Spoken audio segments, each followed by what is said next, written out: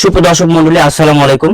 দর্শক মন্ডলী, আপনারা জানেন যে গতকাল 10 তারিখ সারা বাংলাদেশে কিন্তু এসএসসি রেজাল্ট কিন্তু প্রকাশ হয়েছে এবং এই এসএসসি রেজাল্টে যশোর জেলা কেশবপুর থানায় ভান্ডারকুলা একটি সুনামধারী একটি সুপরিচিত একটি প্রতিষ্ঠান রয়েছে।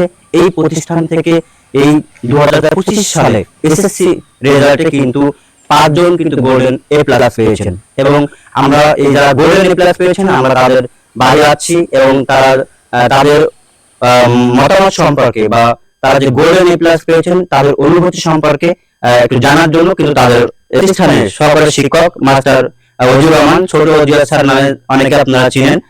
তো আমরা এই মুহূর্তে তার সঙ্গে কথা বলবো। প্রথমে আমরা কথা বলবো যিনি গোল্ডেন এ প্লাস পেয়েছেন, আমরা তার সঙ্গে কথা বলবো এবং তার নাম পরিচয় আমরা প্রথমে জানতে চাইবো। ওর নাম তাহমিমা রহমান তিশা। তাহমিমা রহমান তিশা, আপনারা বুঝতে পারছেন। তো আসলে আপনি গোল্ডেন এ প্লাস পেয়েছেন, তো আমরা প্রথমে অনুভূতি সম্পর্কে একটু বলবো যে গোল্ডেন এ প্লাস পেয়েছেন, অনুভূতি সম্পর্কে বলবেন একটু।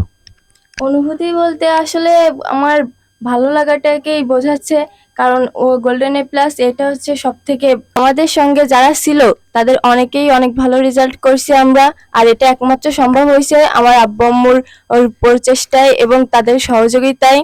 তারা আমাদেরকে যেভাবে গাইড করছে এবং আমার টিচার্সরা যেভাবে গাইড করছে সেই অনুযায়ী সবটা পরিকল্পনাভাবে হওয়ার মাধ্যমে আমার এটা সম্ভব হয়েছে, সেজন্য অনেক বেশি ভালো লাগছে। এবং আমার আব্বুর অনেক বেশি সাপোর্ট ছিল, আম্মুর বাড়িতে অনেক বেশি সাপোর্ট ছিল এবং আমার টিচার ইউসুফ স্যার এবং অন্যান্য শিক্ষকদের অনেক বেশি সাপোর্ট থাকার কারণে আমার এটা সম্ভব হয়েছে, এই জন্য অনেক বেশি ভালো লাগছে। তো আসলে পরীক্ষা যখন দেওয়া হচ্ছিল, যখন প্রথম পরীক্ষা, দ্বিতীয় পরীক্ষা, তৃতীয় পরীক্ষা এমন ভাবে পরীক্ষা হয়ে যাচ্ছিল, তখন কি আসলে নিজের ভিতরে এমনটা কনফিডেন্স ছিল যে আসলে আপনি হচ্ছে গোল্ডেন এ প্লাস পাবেন বা রেজাল্টে আপনার নামে গোল্ডেন এ প্লাস পাবে বা এই শুভ দিন একটা আসবে আপনার? হ্যাঁ, এইটা আমার প্রথম থেকেই ছিল, কিন্তু নাম্বারে কম বেশি এইটা একটু কনফিউশন ছিল, কিন্তু গোল্ডেন এ প্লাস এটা আমার প্রথম থেকেই ছিল। অসংখ্য ধন্যবাদ। আপনার পরবর্তী সময় যারা আগামীতে 26 সালে যারা পরীক্ষা দিবেন, এসএসসি পরীক্ষা দিবেন, বা আপনি যে প্রতিষ্ঠান থেকে গোল্ডেন এ প্লাস পেয়েছেন সেই প্রতিষ্ঠান থেকে তারা পরীক্ষা দিবেন, তা আপনার নিচে যারা রয়েছেন তাদের উদ্দেশ্যে আপনি কি সাজেশন দিবেন? তাদের উদ্দেশ্যে সাজেশন বলতে গেলে নিজের কাছে সব প্রচেষ্টাই আগে।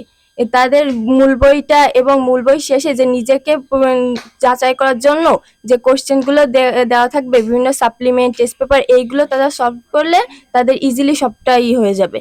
আর মূল বইয়ের যেগুলো আছে যে সেটা ভালোভাবে বোঝাটাই আগে মেন, কারণ মুখস্থ করার চেয়ে বোঝাটাই আগে সবার আগে জরুরি। তো আসলে পড়াশোনা কত সময় মানে করা হতো, কোন কোন টাইমে পড়াশোনা করলে বেশি মনে আসে বা এমন কিছু মনে হচ্ছে কিনা? বেশি মনে আসতে বলতে কি, আমি পড়াশোনাটা রাতের বেলায় বেশি করতাম, কারণ আমার সকাল থেকেই আমার ব্যাচ থাকতো, তারপরে বিকালে ঠিকভাবে হতো না, সেজন্য রাতটাতেই আমি বেশি একটু ওটাতে জোর দিতাম। অসংখ্য ধন্যবাদ।